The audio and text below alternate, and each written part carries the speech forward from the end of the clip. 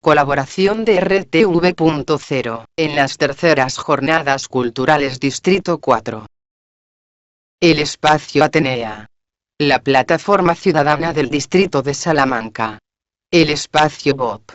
Y Lorenzo Alonso Arquitectos nos presentan la historia de la medicina desde el punto de vista arquitectónico, en la charla del San Carlos al Cendal. Bueno, yo creo que una breve presentación de ambos. Voy a leer lo que tú mandaste, que había que decir de ti. De Alberto ya nos conocemos hace casi 4 años, ¿verdad? Con lo cual, o más, todo más a ver, sí. Bueno, Leo, Javier, que te conozco menos, evidentemente, de aquella charla que diste, ¿no? Cuando hicimos aquellas jornadas sobre Carlos III, ¿no? En la biblioteca, que fue súper interesante, hace ya de esto antes de la pandemia. Es obsesionado con Carlos III. Un poco, ¿no? 16 o 17, ¿no? Por ahí, fíjate, o sea, madre mía. Bueno, leo lo que tú has escrito, cómo quieres que te presentemos. Médico saludista jubilado, trabajaste en la Comunidad de Madrid, en el Ayuntamiento de Madrid, consultor de la Organización Mundial de la Salud, del Centro Europeo para la Prevención y el Control de las Enfermedades y de la EFIC, que todo el mundo sabe lo que es, ¿no? Es presidente de la Asociación Madrileña de Salud Pública, expresidente, y nada, te interesa la salud comunitaria y las desigualdades sociales. Y luego, Alberto, claro, nosotros, claro, como conocemos hace 30 años, Alberto nos conocimos porque teníamos un punto de conexión en su momento, encontrándonos en los pabellones de IFEMA, montando stands. Hemos hecho siempre arquitectura efímera desde hace mucho tiempo, desde los 90 o por ahí, ¿no? Sí. Antes sí participó en la etapa de la movida con el compañero Vicente Patón, que se da estas palabras como un homenaje a Vicente, un amigo y compañero de viaje de todos estos años, ¿no? Y que también estuvo en esos momentos defendiendo desde el Colegio de Arquitectos todo el tema del patrimonio, bueno, y con Alberto haciendo artículos y trabajando de manera consensuada. Pero ahí nuestro encuentro era en las ferias, que a mí eso es una cosa que no se me olvidara. Montajes en IFEMA, no sé cuántas horas. ¿Qué tal? ¿Cómo lleváis el stand de no sé qué? ¿Y tú cómo llevas el tuyo? Y así nos fuimos conociendo, ¿no? Ahora estás llevando desde hace unos años técnico de Madrid, ciudadanía y patrimonio. Sí, es difícil, ¿no? Y leemos, aparte en ese sentido, muy compatible, le da un poco igual quién esté gobernando esta asociación, ¿no? Si seremos nosotros, él va siempre desde Madrid Ciudad de Patrimonio a levantar el debate de qué se hace con el patrimonio arquitectónico en Madrid, ¿no? Y ese es uno de los ejes que tiene en toda la provincia, ¿no? Yo he coincidido recientemente con él, que en un trabajo que hicimos, que era muy interesante, que hizo la conceptualización y previa a lo que sería la museografía de la pajarera del infante de Don Luis en Boadilla del Monte, que se recuperó desde el punto de vista de rehabilitación arquitectónica, y todo el guión de contenido lo desarrolló él, muy interesante. Y últimamente, de estos avatares, en el Colegio de Médicos, me he quedado alucinado porque hicimos la exposición, no sé si llegaste a saber, Javier, del 125 aniversario del Colegio de Médicos. No la viste. Y hay una junta que, madre mía, la junta que hay del Colegio de Médicos. Podemos hablar de ella. Sí, madre mía, el tesorero, ¿cómo es el doctor Baremo? Madre del amor hermoso. Y hablando de que quieren hacer como un libro porque han rehabilitado el Colegio de Médicos, que también es parte de la manzana sanitaria, ¿no? Aquello fue, está el callejón de niño perdido del hospital. Aquello era el hospital de mujeres, o ahora lo pensaba mejor, ¿no? Y a raíz de esto nos volvimos a reencontrar porque había que hacer un libro, que no sé si se hará o ahora. Espero que sí, porque te podemos y claro, que llamé a Alberto, oye, querías en hablar sobre la manzana sanitaria y él te lo contará mucho mejor que yo. Y es ahí donde, pensando y hablando, concluyó tu conferencia, la experiencia con Alberto, para poder uniros aquí, que me parece súper interesante, medicina y arquitectura en un encuentro. Pues nada más. Muchas Muchas gracias. Presentación. Venga, Bien. Vale. Vamos a ver. Bueno, buenos días, buenas tardes. Vamos a estar en familia. Como hemos dicho antes, es heroico los que habéis venido aquí. Muchas gracias, ¿no? Habéis superado todos los retos meteorológicos y atascos, etc., ¿no? Bueno, cuando primero quería agradecer aquí a la plataforma ciudadana del barrio de Salamanca. Para mí siempre es los del barrio La Guindalera, pero son del barrio de Salamanca. Que me haya invitado, especialmente a Marisa San José, que me llamó y me lanzó un reto en el sentido de hablar de algo que nada más tenía un título, que era del San Carlos Arcendal. Y me pedía que hiciera una exposición en 20 minutos con la idea de luego generar un coloquio, ¿no? Entonces, bueno, yo no sabía cuál era el contenido, simplemente iba a estar con un compañero que era arquitecto, que iba a hablar sobre arquitectura sanitaria. Entonces, yo os cuento lo que yo he asociado con esas palabras de San Carlos Arcendal, y que en principio me sugería como hablar de la historia del hospital en Madrid, porque el Hospital San Carlos es un hospital y el Zendal, bueno, no sabemos si es un hospital. Hay algunas personas que no creen que es un hospital, de que no cumple los criterios como tal. Me gustaría luego saber la opinión de Alberto en ese sentido, pero realmente se llama hospital y sería como la historia del hospital en Madrid en 3 siglos casi, ¿no? Porque el Hospital San Carlos tiene una historia incluso anterior al siglo XVIII. Entonces, bueno, me ha salido esto. Es una caricatura, no, en 20 minutos no esperéis ninguna cosa sesuda sobre la historia de la medicina social, de los dispositivos sanitarios, pero sí, de alguna forma he seleccionado algunas imágenes y algunas ideas que yo creo que pueden servir para el coloquio de después, ¿no?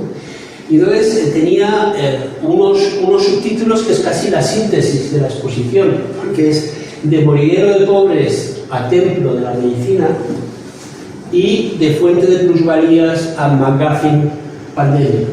Voy a explicar qué me refiero con esto. Bueno, yendo al principio, de moridero de pobres a templo de la medicina sería casi la evolución del Hospital de Madrid desde el siglo XVIII al siglo XIX y el XX. Y me refiero que, bueno, los hospitales, al contrario de lo que nos sugiere la palabra hospital como un espacio para curar o para diagnosticar, como sabéis originalmente no eran para eso, sino que formaban parte del sistema benéfico asistencial de Madrid cuando se crean.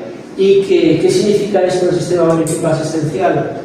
Servían sobre todo para recoger a las personas que estaban en situación más depauperada.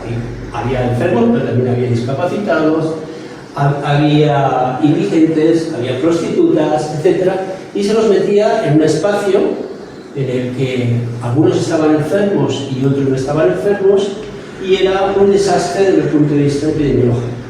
O sea, las mortalidades que había a nivel hospitalario era de forma importante. Entonces, lo importante es que a quien se metía aquí era a los que no tenían dónde caerse muertos.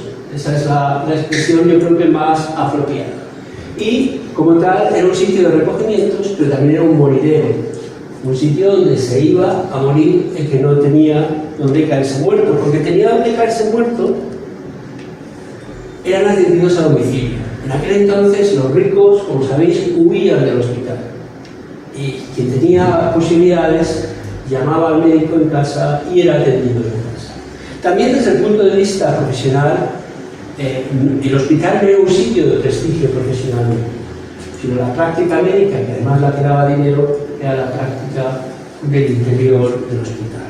Además, los hospitales ni siquiera eran gobernados por médicos, eran gobernados por otro tipo de administradores, a veces de la Iglesia o de otros, y los médicos tenían una función, digamos, secundaria. Eran contratados, pero no era lo principal.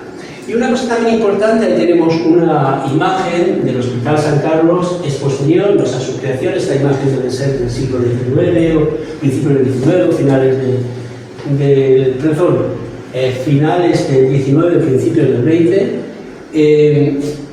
Sin embargo, el Hospital San Carlos estaba ubicado no en cualquier parte, sino en la parte de los barrios bajos. Como sabéis, los barrios bajos de Madrid, aquí tenemos un mapa, que es el mapa del doctor Chicote, no el de los cócteles, ¿no? El doctor Chicote era el responsable del Laboratorio Municipal de Higiene de Madrid en aquel entonces. Es decir, realmente desarrolló una función que yo posteriormente, no voy a contar mi historia, tuve el honor de desarrollar después. El caso es que él hizo este mapa, a mí me parece muy gráfico, me gusta, de la mortalidad por barrios en Madrid, y en el que en negro estaban representados los barrios que llamaba muy insalubres, que eran aquellos que tenían una mortalidad superior al 35 por 1000, fijaros qué bestialidad, o sea, es un 3,5% de mortalidad, ¿no?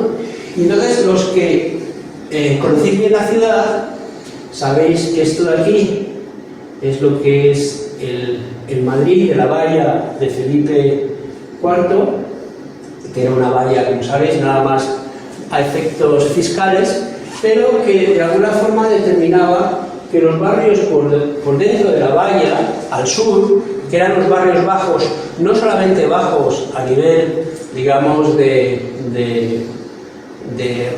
riqueza, sino que también eran topográficamente los más bajos, que son los que están por encima de la ronda de Valencia. Es decir, estamos hablando del barrio de Lavapiés, el barrio del Rastro, incluso Latina, la zona donde está actualmente el San Carlos, eran los barrios más humildes. Y también fuera, esto que está aquí dibujado en negro, eran los arrabales también que estaban por ahí, que era desde la zona de Santa María de la Cabeza hasta Peñuela, Las Injurias, etcétera, que como sabéis son barrios que tienen ese protagonismo de la novela del realismo social, ¿no? Como la Horda, la Busca, etc., ¿no?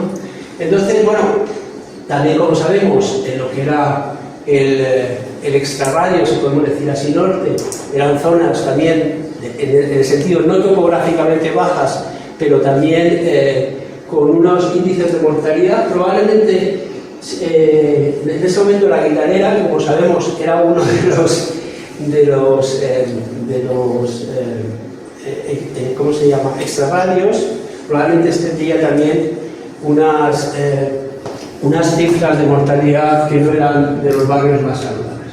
Pero lo importante es que todos estos dispositivos benéfico-asistenciales se situaban allí donde había población más pobre. De hecho, como sabéis, todo, la Inclusa, el Colegio de Desamparados, todo eso que se sabrá, Alberto, muy bien, que está en todo el eje de lo que es la calle de Atocha, etcétera, estaban ahí porque, digamos, que la clientela estaba también por esa zona. En parte, algunos dicen que había más mortalidad porque estos dispositivos estaban colocados ahí, pero también es verdad que había otras, o sea, aparte de ser un sesgo, como diríamos ahora, ecológico, ¿no?, realmente también había condiciones de vida suficientemente negativas para la supervivencia y para la esperanza de vida más corta. Bien, dicho esto, de moridero de pobres, diremos que también se produce un cambio del paradigma médico-sanitario aproximadamente a finales del siglo XVIII, principios del XIX. Aparece la bacteriología, aparece la idea de que la medicina puede luchar frente a las grandes plagas infecciosas, y surge también la idea de que la tecnología sanitaria es importante para conseguir ese diagnóstico y esa curación. En ese momento, los hospitales están mejor situados que la atención a domicilio para tener esa tecnología sanitaria, para tener la posibilidad de acceso a los cadáveres, que además generan experimentación y generan conocimiento, y también para la formación médica empieza a ser un lugar goloso, digamos. Entonces cambia totalmente la situación. De pronto el hospital es un dispositivo atractivo, tanto para las clases, digamos, más pudientes, que empiezan a quererse ser tratados en esos hospitales que tienen esta tecnología sanitaria, como para la propia profesión médica, que encuentra muy atractivo el trabajar en estos sitios.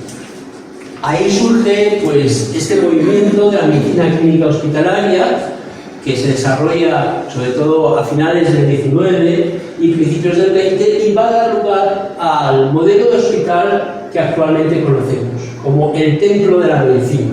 Es decir, es como el referente de si alguien quiere ser buen médico, buena médica, tiene que formarse en un hospital y tiene que trabajar en un hospital. El resto, hacemos otro tipo de cosas, atención primaria, salud pública y tal. Bueno, tiene que haber todo en la viña del Señor, pero el que realmente es médico es el médico hospital. Bueno, dicho esto, la idea es que el hospital, como os decía antes, se convierte en un instrumento diagnóstico y terapéutico, en el que es fundamentalmente la tecnología.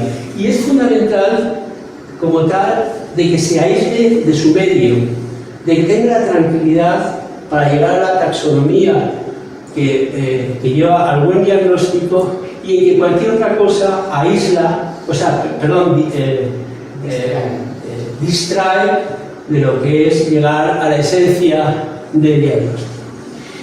Pasa a ser un centro controlado por la profesión médica, los directores tienen que ser médicos, y con una organización jerárquica muy clara entre, por ejemplo, médicos, enfermeras, y dentro de los médicos también diferentes organizaciones. De hecho, se copia la organización jerárquica militar y religiosa también, porque los hospitales militares fueron un modelo importante para este concepto de hospital.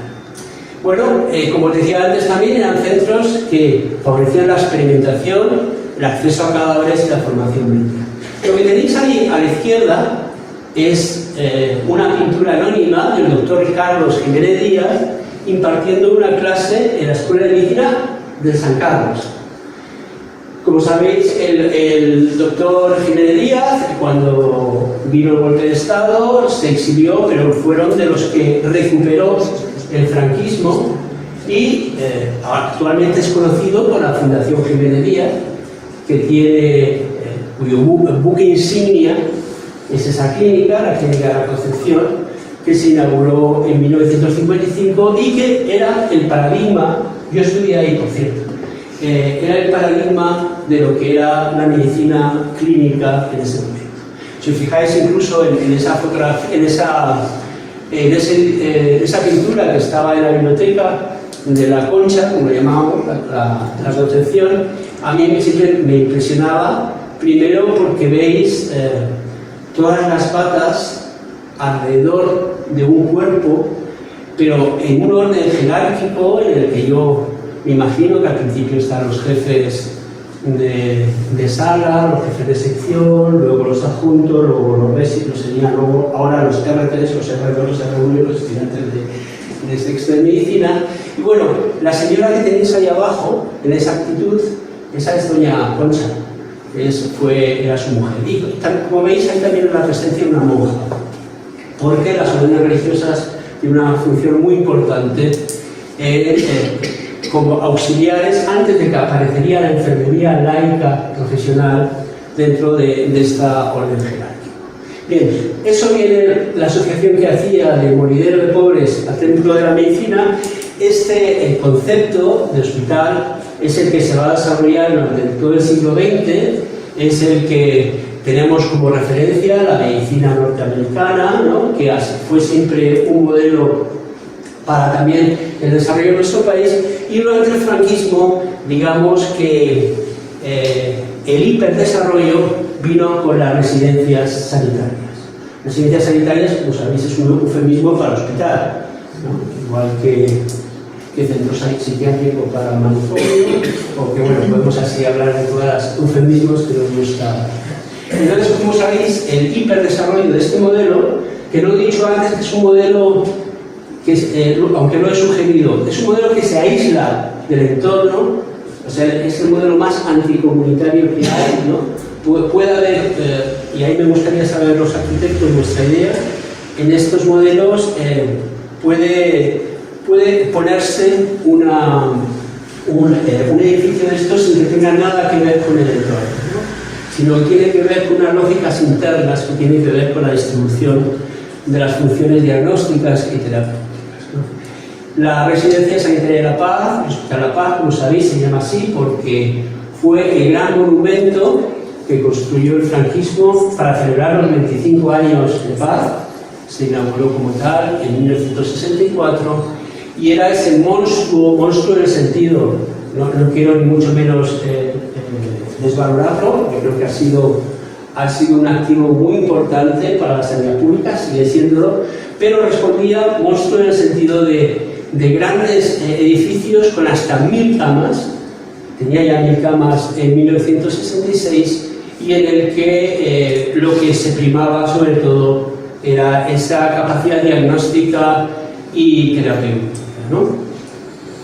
Sin embargo, al poco tiempo, en los años 70, se empieza a poner en duda este modelo y se empieza a haber una serie de críticas sobre el modelo de los megahospitales. Se empieza a hablar de que por economía de escala se debían hacer hospitales que como máximo de 500 camas, porque incluso para el mantenimiento siempre se hacía un chiste de La Paz, que decía cuando se empezaba a pintar las ventanas se acababan y las primeras ya estaban sucias, en el sentido de lo difícil que era mantener un sitio como este. Se van a hospitales más pequeños, aproximadamente como máximo de 500 camas, y empieza a entrar la idea de la humanización hospitalaria, y como que es un espacio demasiado tecnocrático en el que no se ha tenido suficiente en cuenta la persona que está ahí pasando un tiempo y un tiempo muy duro. Empieza a hablarse, si os acordáis, de permitir a los hombres que acompañen a las mujeres en el parto. Se empieza a introducir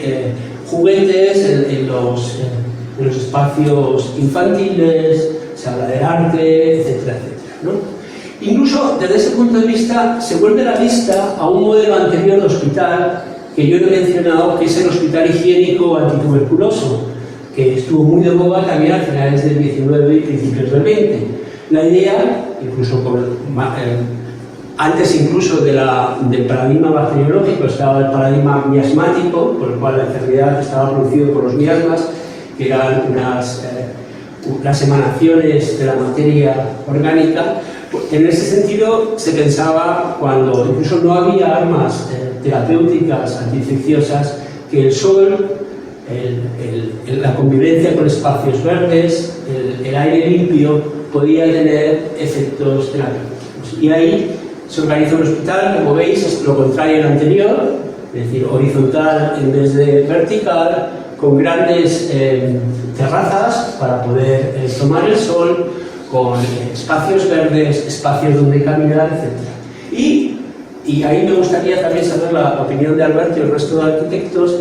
Yo he encontrado como que se volvía en ese momento a la posibilidad de hacer hospitales en el que lo horizontal y el valor del espacio público entre los pabellones podía empezar a tener su valor.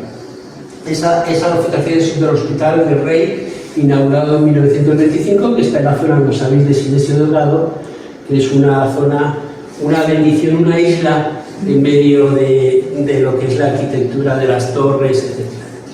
Bueno, dicho esto, también decir que estamos en final de los 70 y los 80, en el que hay un nuevo paradigma, que es el de la atención primaria de salud. Ahí tenéis la portada de la Declaración de Alma-Ata de 1978, en el que se invita a los gobiernos a cambiar el chip de tal forma que el hospital ya no esté en el centro del sistema sanitario, ya no haya ese hospitalocentrismo, sino que haya nuevos dispositivos, como los centros de salud, que Tiene la diferencia con el hospital, aparte por supuesto de ser más pequeños, sino que ser dispositivos comunitarios, que están insertados en una zona concreta y dan servicio a una zona. Es decir, hay la idea de territorialización, dar servicio a una zona básica de salud, que como sabéis es una unidad de unos 25.000 habitantes.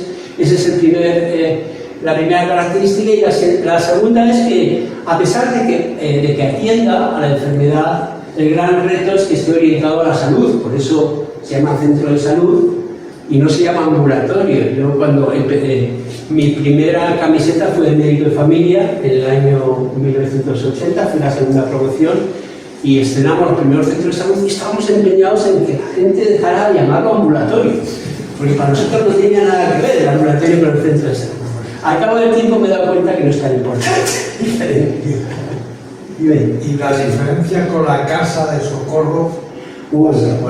La casa de socorro era uno de los dispositivos benéficos asistenciales también fundamentales, y como dice la palabra, era para el socorro, era para urgencias, ¿no?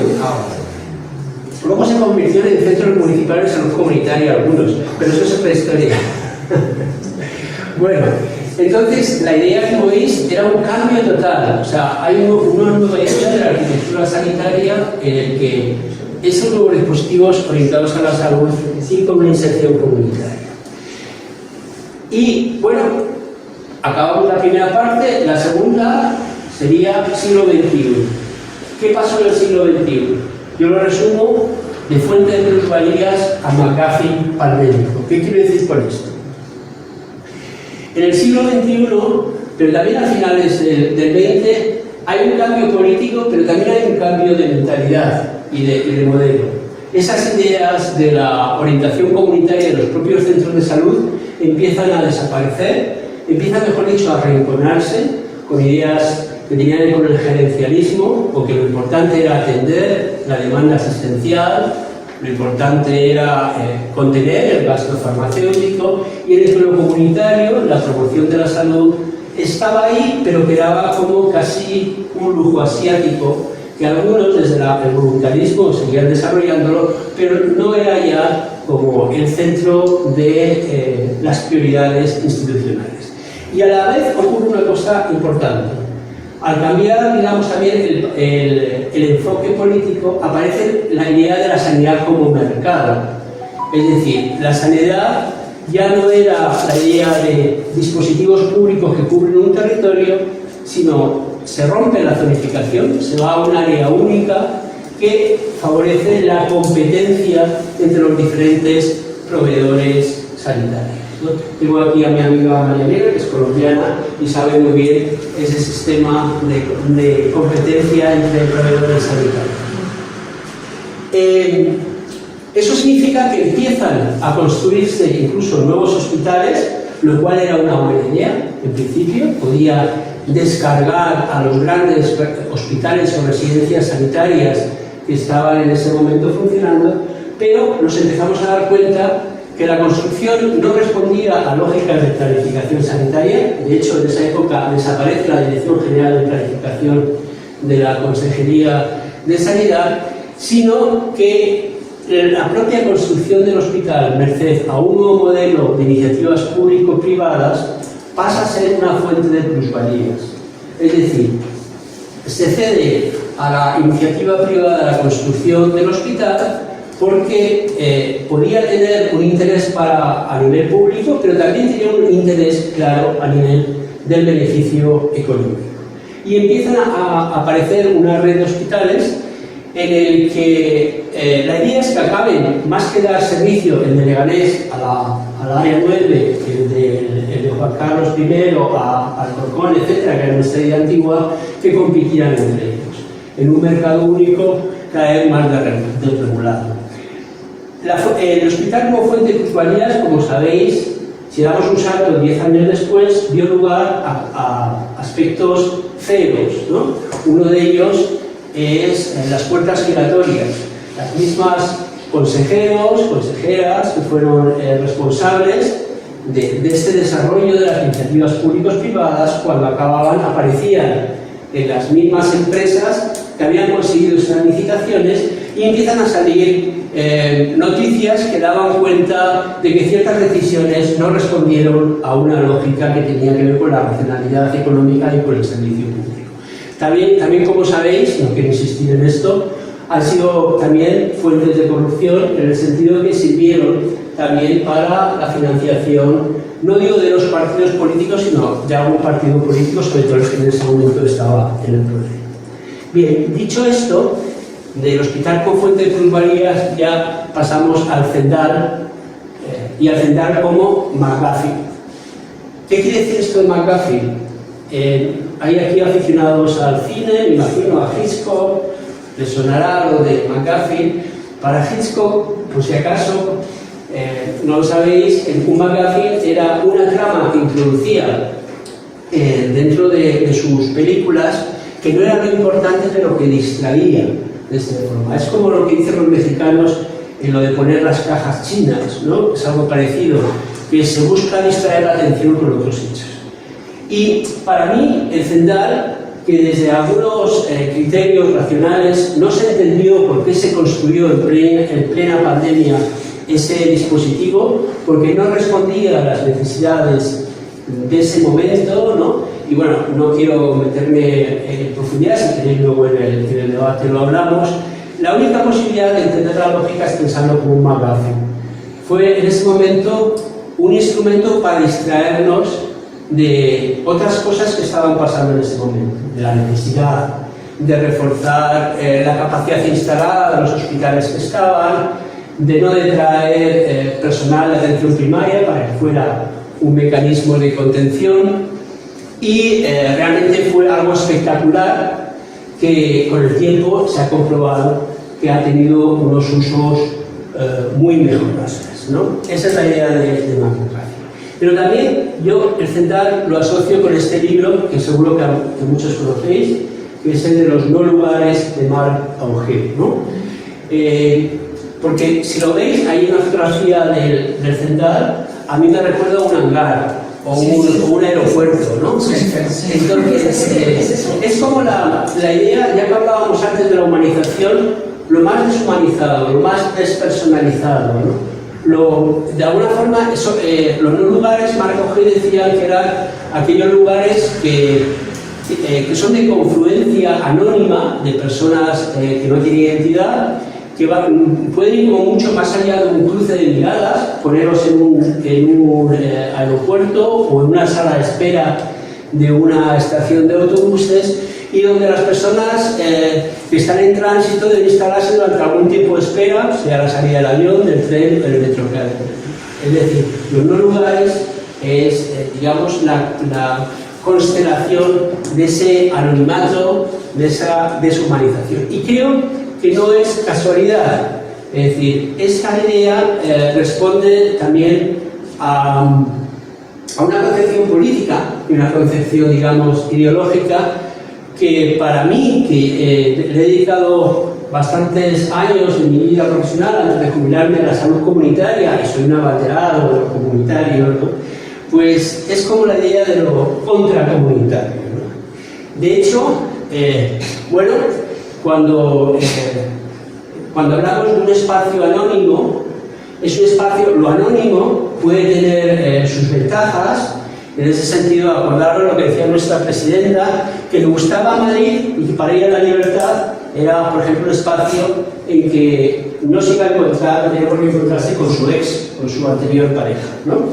Y es cierto, desde ese punto de vista, un espacio anónimo es un espacio de la soledad deseada, ¿no? Porque cuando, por ejemplo, Mónica y yo trabajamos en un proyecto piloto en el Ayuntamiento de Madrid, de la prevención de la soledad no deseada, siempre explicábamos que la soledad no deseada, la llamamos así, porque la soledad puede ser deseada, puede ser una bendición en este mundo, no solamente vivir solo, que en este momento es un privilegio, sino estar solo. Y yo creo que nuestra presidenta se refería a eso, que a veces es un privilegio estar solo, y que el Madrid que ella pensaba, o que ella piensa, es un espacio en el que los lazos comunitarios son suficientemente débiles y los espacios son suficientemente autónomos para que no tengas que encontrarte a tu ex. Pero esa idea del Madrid contracomunitario va asociado también a la soledad no deseada. Porque cuando Mónica y yo trabajamos este proyecto siempre decíamos que para nosotros la soledad no deseada existía porque existía la no comunidad. O sea, la soledad no deseada era un síntoma de la debilidad de los lazos comunitarios y de buena vecindad. Y como tal abordamos también lo que es la prevención, ¿no? Bueno, y esto lo enlazo yo que cuando la soledad, muchas veces la soledad no deseada se asocia a las personas mayores, aunque siempre dijimos que no tiene por qué, pero si nos situamos en el McAfee pandémico, tenemos que pensar también que la máxima situación de soledad no deseada en personas mayores fue la que se dio en las residencias de ancianos, que en este momento ya no tenemos morideros de pobres, como lo que fueron los hospitales de nuestra época, pero probablemente si tenemos que priorizar el abordar aquellos sitios que son morideros en este momento son las residencias de ancianos. Y no digo que solamente murieran pobres durante la pandemia, pero sí es cierto, primero, que hubo más mortalidad en las residencias más mayores, más grandes, más baratas y que tenían menos auxiliares sanitarios para asistir, y que la evacuación se permitió a la sanidad privada y no a la sanidad pública. Es decir, sí que hubo un gradiente social, todavía no está suficientemente estudiado, aunque está iniciado con respecto a esta mortalidad. Entonces, los nuevos morideros de pobres ya no son los hospitales, sino son las residencias de ancianos, y lo dejo aquí, perdonadme con ese tono dramático y más negro, pero es un relato circular en que vemos que el hospital cumple diferentes funciones, se contemplan esas funciones de forma diferente dependiendo de la ideología, del contexto político, social, histórico, etc. Y para acabar, momento spam, si queréis saber más, tenéis mi blog, que es Salud Pública y otras dudas, en el que voy a ir compartiendo mis obsesiones histórico-sociales y en el que gran parte de estas cosas están contenidas. Alberto.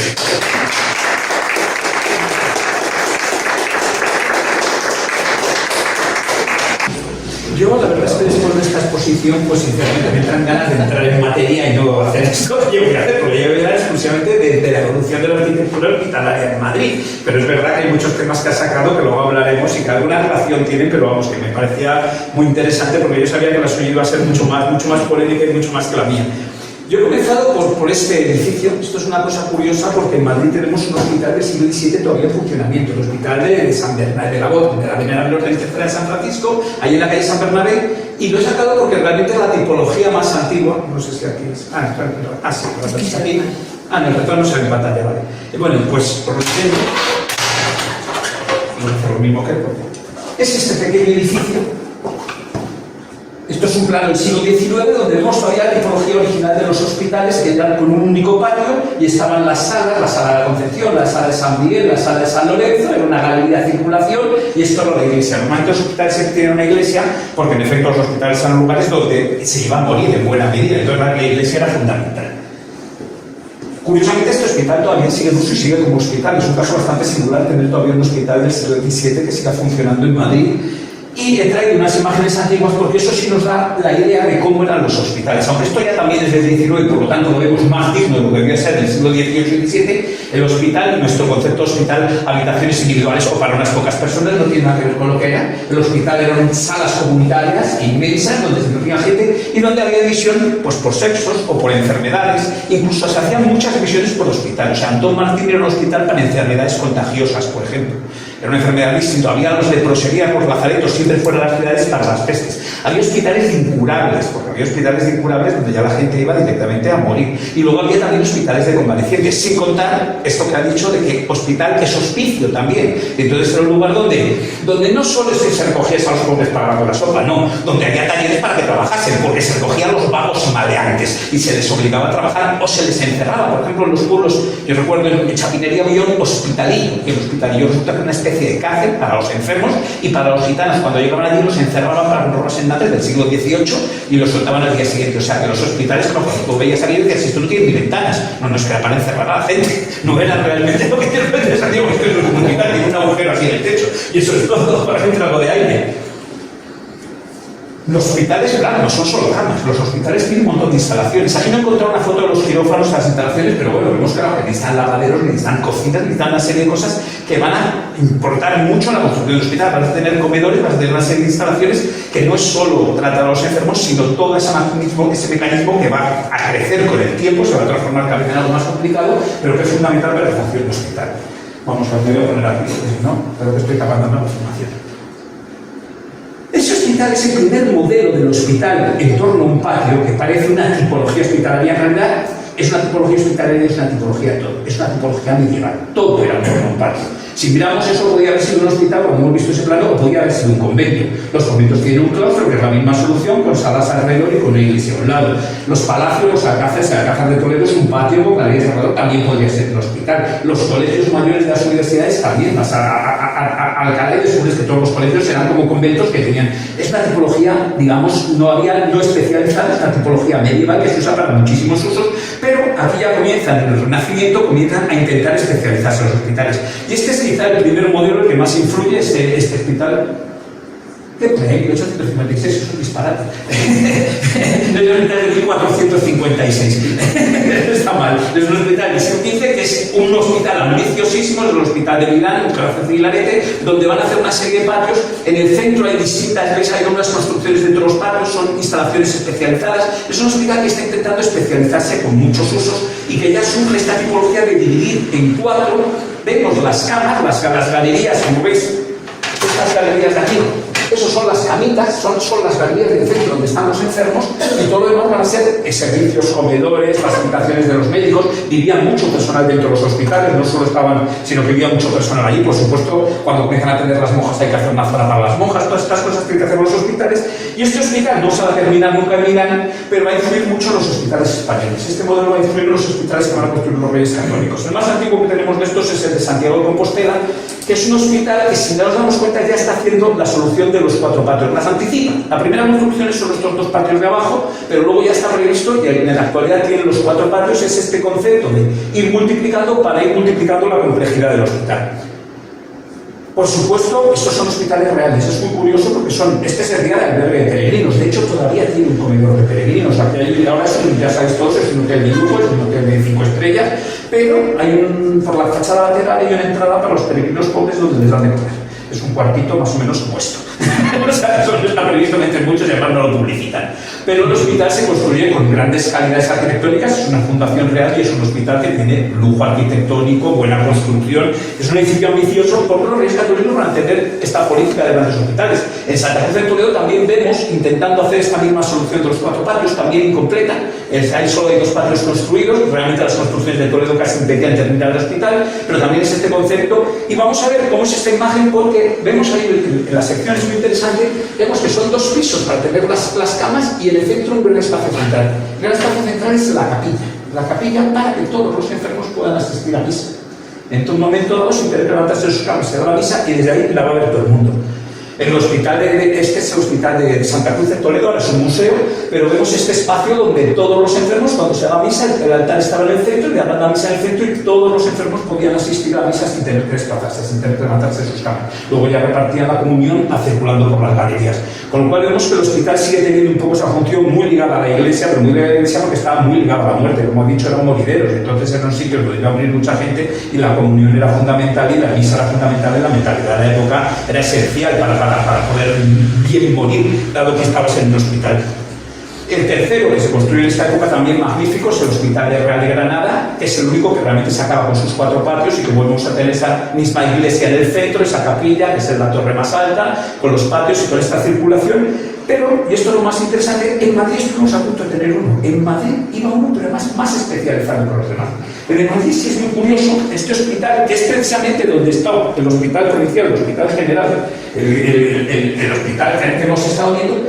En Madrid era un hospital que se comienza a construir como albergue de pobres. Comienza a construir precisamente por el médico de Felipe II, el Cristóbal Pérez de Herrera. Él decide promover este albergue de pobres y el concepto es ya que cada patio está especializado. Este era el patio de los hombres. Este era el patio de las mujeres que, como la calle Atocha tiene desnivel, tenía 2 pisos, de modo que debajo podía tener una cárcel. ¿Por qué? Porque las mujeres, no, las cárceles de hombres eran más seguras. Estas eran cárceles prácticamente para prostitutas, realmente era para las malas mujeres. Esas mujeres muchas veces están enfermas porque traían enfermedades venéreas. Entonces era un modo de tener relacionada la mujer enferma encerrada con el hospital, la prostituta. Y la parte de esto iban a ser 2 albergues. Este era un albergue de hombres, este era un albergue de pobres, de hombres, mujeres, y la parte de atrás iban a ser 2 hospitales, de hombres y de mujeres. Es decir, se iba a ligar la función asistencial que hemos visto, eso de que el hospital era también hospicio, pero en la parte de atrás iba a haber una función hospitalaria de verdad. La parte de atrás era para enfermos, la delantera para ver, por supuesto, iban a tener sus talleres de trabajo y todas sus soluciones. El edificio es un poco disparatado, el aspecto que había tenido teóricamente es ese, y realmente es muy raro, porque estos son 3, porque esta servía de entrada y servía para llegar a la capilla, que volvía a estar en el centro, la iglesia, pero esto eran 3 naves de enfermos. Siempre me llamó la atención porque la del centro, no sé si es de hombres o mujeres o que dan hombres a un lado y mujeres a otro para aclarar las vías. Como nunca se llegó a terminar, el edificio lo que se construye es solo la parte de delante y jamás se llega a concluir, pero entonces sí sabemos que se llegó a hacer y ya no tenemos el lujo de esos hospitales reales. Realmente estamos en la crisis del siglo XVII, España está decayendo, Madrid no tiene, curiosamente, el gran hospital que había tenido esas otras ciudades, pero bueno, tuvimos un inicio de este hospital que era un concepto bastante interesante porque nos habla de un hospital más pensado como tal. Curiosamente, la única imagen que tenemos del interior de cómo eran esos patios es esta. Es una visita a Amadeo I al hospital, ya en 1871, muy poco antes de demolerlo. Es justo cuando se estaba ya anunciada la demolición y van a derribarlo. Y tenemos esta imagen donde vemos que el centro era bastante menos lujoso que los que hemos visto. Se limita a tener unas columnas de piedra, pero vemos que tiene unas zapatas quizá de madera o quizá de piedra, pero con techos planos de madera y el segundo piso de madera. O sea, no tiene ni mucho menos el lujo de Santiago, ni de Granada, ni de Toledo. Es un hospital construido con otras condiciones. Este modelo, por supuesto, va a tener influencia también en el extranjero. He sacado este simple para que se vea que no es solo una modalidad española. Vemos de nuevo esta solución que es muy parecida a la que hemos visto. Siempre las camas en el centro, el de altar en el centro, las camas. Es un hospital, un proyecto alemán del siglo XVII. Y justo donde está ese hospital es donde se construye el Hospital General Sabatini en el siglo XVIII. De repente, en 1648, en realidad, porque es Fernando VI el que decide promover la construcción de un hospital. Los hospitales de Madrid están cargados de deudas, no atienden a los pobres. El rey de su propio peculio decide atenderlos y decide que hay que construir un gran hospital. Llaman a Ventura Rodríguez y Ventura Rodríguez hace un proyecto muy amplio que no les convence y lo sustituyen por uno de Hermosilla. Hermosilla hace un proyecto que no conocemos, pero que sabemos que era más o menos como esto mismo, debía ser muy parecido, solo que la iglesia la ponía en la fachada. Esto es lo que está construido, esto es el Reina Sofía. Esto es el Reina Sofía, y esto es lo que era el conservatorio, que fue el hospital clínico. Está en la calle Santa Isabel, que para abrir la calle Santa Isabel en el siglo XIX derriban un trozo del hospital y se paran. Y entonces este que está unido a lo que es el hospital, al colegio de médicos, pues es lo que va a pasar a ser hospital clínico, porque esto se transforma en facultad de medicina y este es hospital clínico, y eso va a seguir siendo el hospital provincial. Ya cambia ser uno el provincial y el otro el clínico. Este edificio muestra un concepto absolutamente grandioso. O sea, este hospital era tan grande como el Escorial. Esto era un monstruo, era un hospital realmente el que había merecido una gran capital.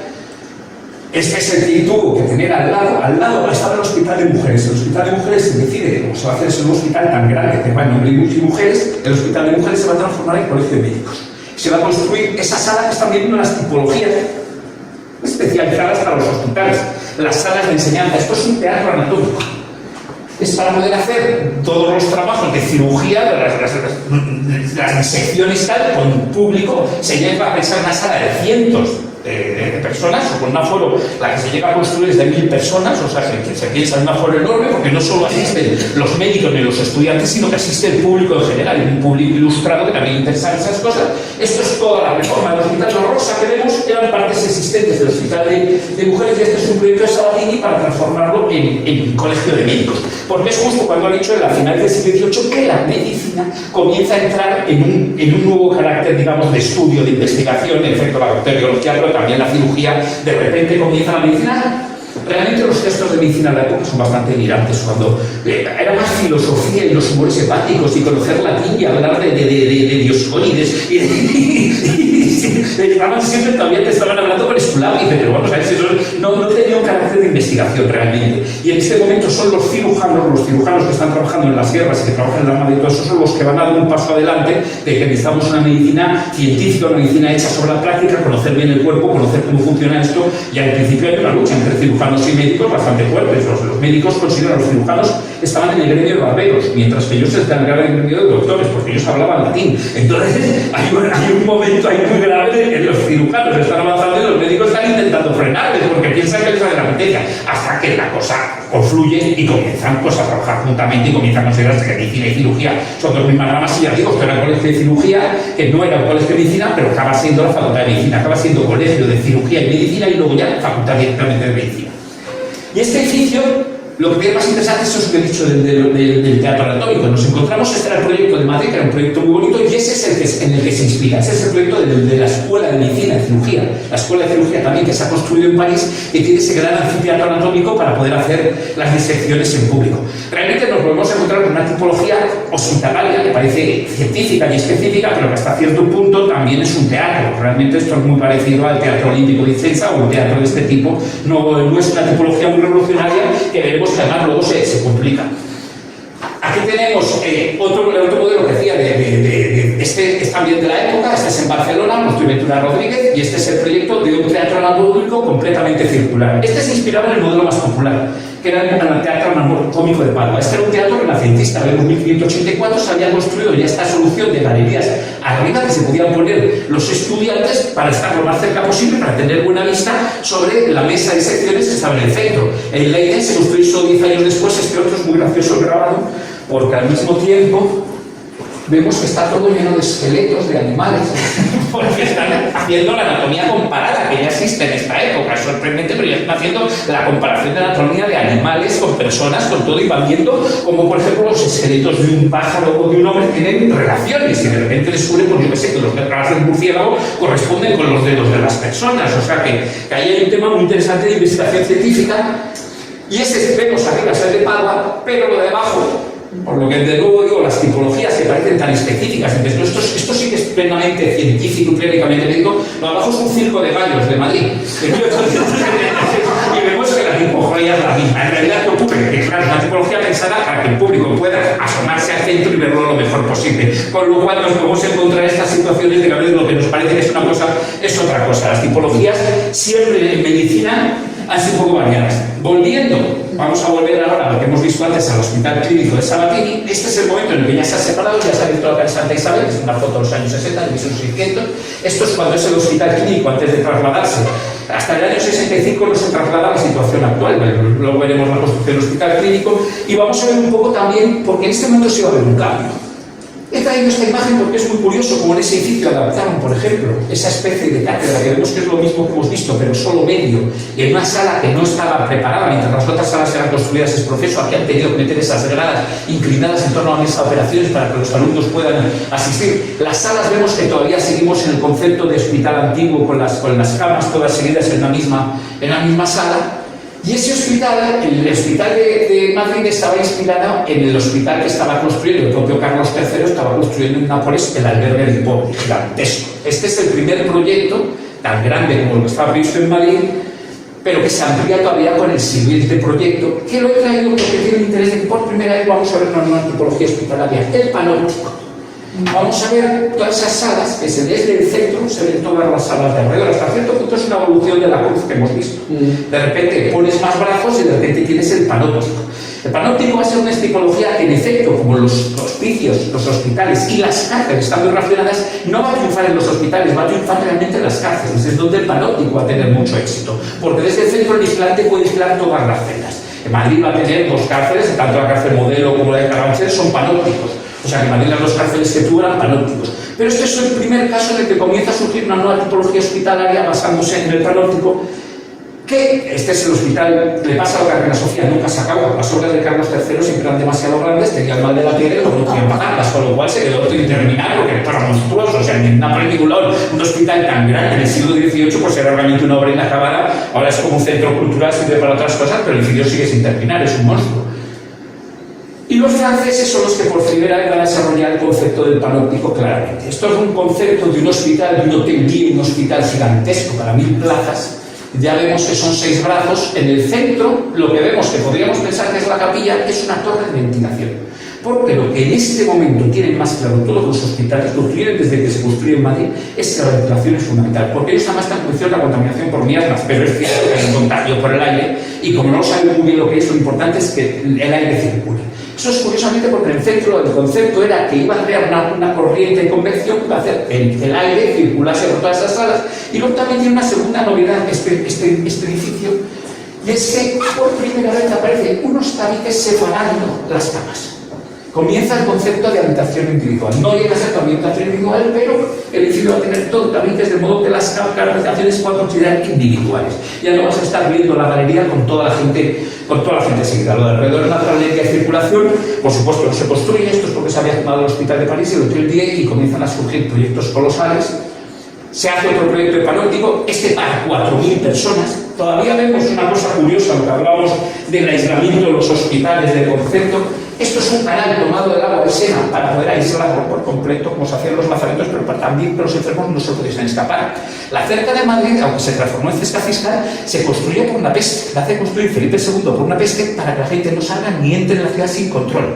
Porque cuando había una peste, lo primero que hacían era el sitio donde estaban los apestados, aislarlos, para que no pudiesen contaminarse. Entonces, esto era un tema que, claro, era importante de un hospital poder aislarlo en un momento dado. Este hospital, que llega a ser, porque no se llega a construir tampoco, es un proyecto cada vez para más globos y los hacen más grandes, pero esta tipología no va a tener demasiado éxito, y esta, en cambio, sí. En ese mismo momento se surge la tipología de pabellones. La tipología que va a generar el Hospital del Rey, que va a generar también estos hospitales de pabellones bajos, una tipología que esta es la que va a conocer realmente éxito. Este es su primer proyecto de 1773. Había ya un hospital en Londres que ya inspiraba esta solución. Todavía son unos pabellones enormes, larguísimos, muy juntos. Pero esta tipología ya en los 1789 se transformó en una tipología que vamos a reconocer luego en muchos hospitales franceses. El propio Hotel Dieu es un hospital de pabellones. Se puede visitar, es una belleza. Yo les digo, si van a París, vas a ver Notre Dame y luego te cruzas al Hotel Dieu y es un hospital del siglo XIX maravilloso, como francés. Jardines, columnatas, dices, esto es un hospital, se parece un palacio. Pues es un hospital. Supongo que luego las habitaciones eran lo mismo que todo. Como de gente metida muriéndose, pero el hospital es súper atractivo. Este modelo va a ser enseguida copiado. Estos son proyectos de alumnos españoles, donde vemos alumnos de arquitectura, como ya están cogiendo el modelo de pabellones, y en Madrid se va a construir el primer hospital de pabellones de España. Va a ser el Hospital de la Princesa, que estaba en la Glorieta de San Bernardo, donde ahora están las viviendas de los militares. Era el hospital de la Princesa, que bueno, se acaba en el 57, esto es un grabado todavía cuando se está construyendo. Es un hospital que está inspirado precisamente en el de París, en el Hotel Dieu, no en el Lafourasier, está inspirado, que también merece la pena visitarse, es una belleza. Y este hospital va a tener todavía un patio, un gran patio central, pero ya vemos como esos pabellones que permiten una especialización y también aislar a los enfermos de otros y meter el aire y la ventilación. Ya no estamos dentro de una habitación mirando hacia el patio, sino que estamos precisamente dando al exterior. Estamos sacando a los enfermos hacia afuera para que todos sus espacios tengan ventilación.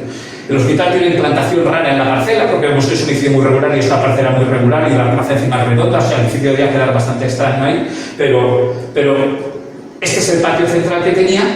Y por supuesto las habitaciones pues eran como las hemos visto hasta ahora. Esto seguía siendo habitaciones comunes. Es muy gracioso la estufa en el centro.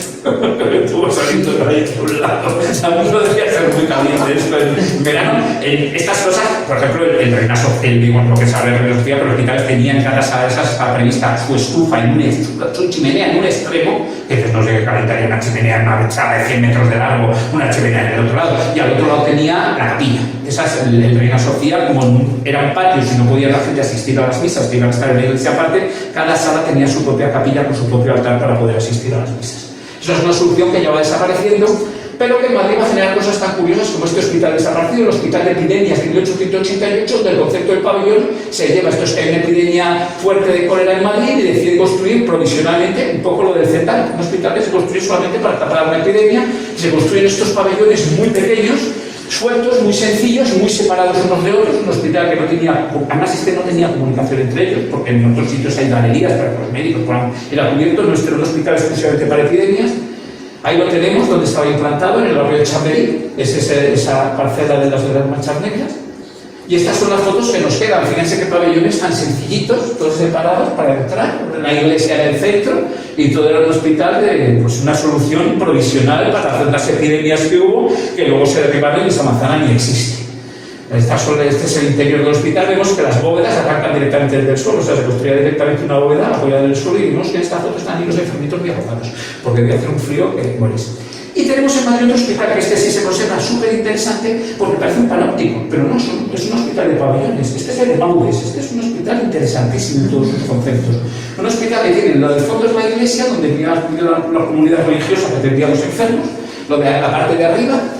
Aquí tenemos los quirófanos con una galería de cristal y un techo de cristal. Ahora es la biblioteca, y eso se puede también visitar. La biblioteca es la biblioteca de la dirección, bueno, no sé lo que es ahora, pero vamos, ahí está la Dirección General de Arquitectura de la Comunidad de Madrid.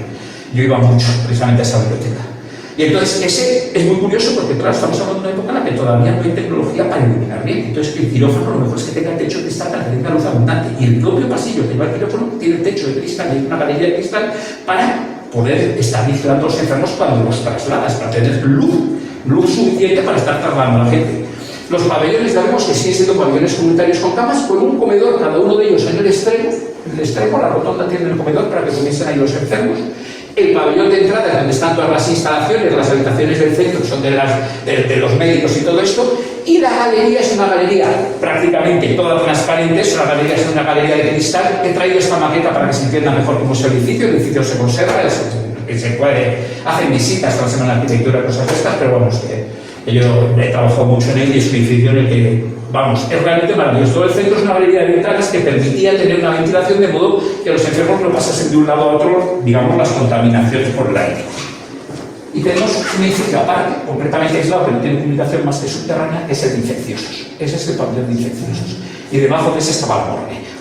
Directamente el de infecciosos ya sabían que la cosa no iba a salir.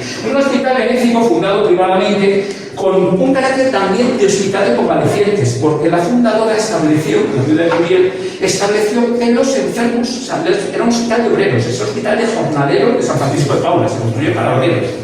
Y establece que los obreros tienen que salir de tal manera que al día siguiente ya puedan ir a trabajar, que no tengan que hacer convalecencia en su casa. Tienen que salir completamente curados. Esas son las condiciones de la fundación. Es realmente una fundación benéfica. Siglo XIX está lleno de señoras benéficas. Sus maridos normalmente eran explotadores que generaban miles de desgracias, con minería y todo, navieros y tal. Y luego ellas heredaban las grandes fortunas que dejaban los maridos y ellas, muy piadosas y religiosas, hacían fundaciones benéficas y las fortunas de los maridos. Tenemos otro que nos ha sacado, que es el Hospital del Niño Jesús, una fundación de la Duquesa de Santoña. O sea que todas estas fundaciones, todas estas grandes fortunas acaban generando las mujeres, los hospitales para tratar a los enfermos que se llaman los maridos. El hospital es muy curioso porque cuando se construye, ahora pensamos ahí en Cuatro Caminos, nos parece un sitio, está construido todavía en un sitio aislado, todavía en un sitio en los altos de Maudes, un sitio con buena ventilación, con aires y vientos, que todavía está en un lugar totalmente aislado. La iglesia de fondo, la que vemos todavía se conserva, Nuestra Señora de los Ángeles en Bravo Murillo. O sea, eso nos pone un poco la idea sobre Bravo Murillo, y la calle Reino de Ferma de Villaverde pasa por detrás de este hospital. Otro hospital que tenemos histórico y que hemos visto cómo se ha privatizado y se ha transformado en un colegio de lujo es el homeopático. Y es un momento interesante porque surge, digamos, en medicina alternativa. La homeopatía surge como una medicina alternativa, igual que he hablado antes de lo que podríamos llamarle bioterapia. No he llegado a sacarlo, había pensado sacarlo, pero me parecía que ya eran muchas cosas. Los hospitales de la sierra, porque en efecto hay muchos hospitales antituberculosos, y hay uno interesante también, Antonio Palacios, en la Fuenfría, que es un hospital todo en galerías al sol, porque la TISI no tenía tuberculosis y otra curación, intentar que el aire y el sol te curase. Entonces la sierra se llena, Madrid, toda la sierra de Guadarrama, ahora están todos abandonados, algunos los están derribando, otros los van a rehabilitar, otros se transformarán en hoteles, pero vamos, son hospitales que este ya sabemos que es un hospital que se conserva, que restaura a la Comunidad de Madrid, que no inscribe el pago de la restauración y que ahora una particular pues lo ha heredado, se ha quedado con el dinero de la restauración, tiene edificio restaurado y se lo cede a un colegio de pago americano casi nos va la sanidad, después de haberlo pagado todo en la Comunidad de Madrid, la restauración, y vemos el cartelito arriba de Comunidad de Madrid pagando las obras, y después de cuánto se estuvo restaurando, en fin. La defensa de lo público realmente no es una característica de nuestras autoridades públicas. En Madrid se siguen haciendo, por supuesto, estas nuevas tipologías no son dominantes, es decir, se hace lo que se puede. Este es un hospital muy pequeño, el Hospital de Vallehermoso. Este es, bueno, ahora está ahí el Teatro de la Abadía, es el solar del Teatro de la Abadía, y vemos todavía que dice que ese hospital tan sencillito, son solo 2 galerías de camas, está ahí comunicada las habitaciones de servicio, es un hospital mínimo en planta desde el edificio central. Estos son grabados de la época y vemos de nuevo esas circulaciones subterráneas. El Hospital de San Pau, como ven ustedes, no están comunicados los edificios. Es que hay toda una galería subterránea para que se muevan los médicos. Entonces, era un hospital que, claro, son una de las dificultades que tienen los hospitales de pabellones. Los recorridos eran enormes. En un momento en el que tenemos a los médicos, que al mismo tiempo el médico que te ha operado, no puedes plantear que yo digo, esto de convalecientes, porque el médico que te ha operado quiere ir también a ver a los pacientes. Entonces, los recorridos son infinitos, una persona que está atendiendo. El lograr una solución que concentre y al mismo tiempo mantenga los pabellones, que en efecto tenemos nuevos conceptos de la salud y tenemos conceptos, pues eso, de que el aire, el sol y los jardines nos ayudan a curarnos. Entonces, esas cosas son importantes. Quizás deberíamos intentar especializar el enfermo que ya está convaleciente, que simplemente está curándose, el enfermo que está esperando el enfermo. Es un tema complicado. La tipología hospitalaria sigue cambiando y en esto realmente los que mandan no tienen que ser los arquitectos, sino los médicos, que son los que saben realmente qué necesidades tienen. Y con esto he terminado. Muy bien.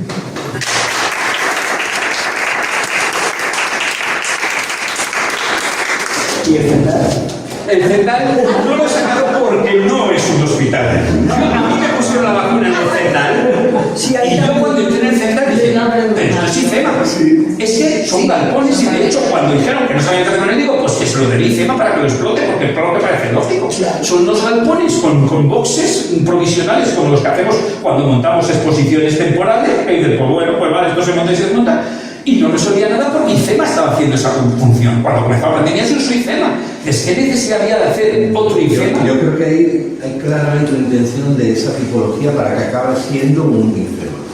Claro. Pues que tenía más sentido si dijese, bueno, pero no tenía sentido porque ya teníamos IFEMA y IFEMA no se podía abrir mientras hubiese pandemia, con lo cual, bueno, en realidad esta es una administración que no se podían organizar ferias mientras hubiese pandemia, con lo cual no tenía sentido duplicar. Y en efecto, el Zendal, si yo me quedé sorprendido, es que no cumple nada, o sea, es que tuviese aire acondicionado y flotante, bueno, pero esto está transmitiendo todo de un lado para otro, si la gente está en boxe, no puedes aislar a una persona, no tenía quirófano, no tenía nada, pero este hospital no es un hospital, eso es un moridero, en efecto, es un sitio te meten a ver si sales bien y si no te mueres, ¿no? Pero lo de Zendal, en efecto, no lo he sacado porque yo no lo considero un hospital, eso no es tipología hospitalaria, eso es un galpón. Hemos visto que las tipologías, en realidad los sitios muchas veces sirven para otras cosas, se han transformado hospitales en colegios, en hoteles y en centros culturales. Aspecto a las tipologías arquitectónicas siempre se puede adaptar. El Zendal, quizá para lo único que no sirve es para el hospital, para cualquier otro uso puede que sea posible, pero para el hospital es lo que no lo veo.